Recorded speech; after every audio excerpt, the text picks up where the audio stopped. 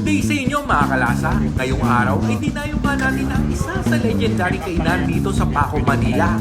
Ito nga yung kainan nila Kay na sikat dahil sa kanyang nilagang ulo ng baboy at sinigang na ulo ng isda. O paano, lasahan na natin to.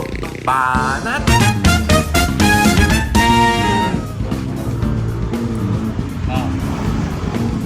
Ulo nila Kay. Lalo.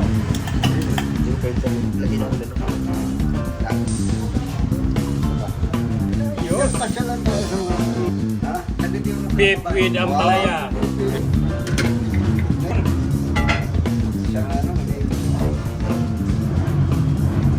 Oh, ito ang dinakdakan. Very good day sa inyo mga kalasa. Nandito tayo ngayon sa kainan nila Kay kung saan siya'y sikat sa kanyang ulo ng ulo ng baboy. Ayan oh. 250 pesos ang ulo. Meron din tayo dito syempre dinakdakan. Tsaka ito ang ampalaya, beef with ampalaya. Testing na natin yung mga kalasa. Banat. Unahin natin yung mata. Ayun oh. Yung piski, ang lambot ah. Kuha agad. Ayun oh. Testing natin. Lambot. Nalo. Sabaw.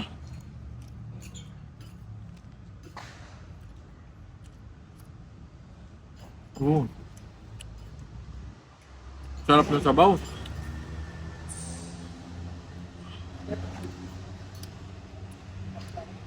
Lasang-lasa mo siya sa yung lasa ng baboy nandun. Matagal pinakuluan. Malinamnam. May konting alat, sakto sa anin. Panalo.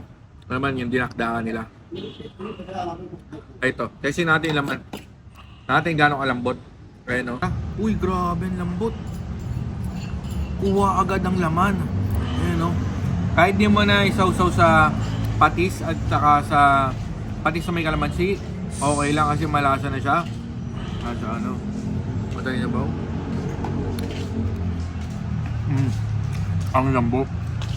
Sarap pa ng sabaw, panalo.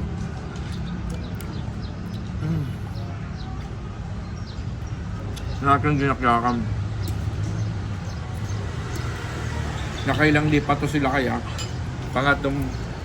Pangatlong home base niya na to.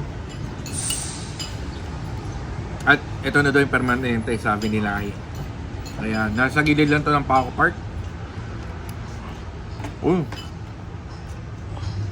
Sarap na yung dinakdakan.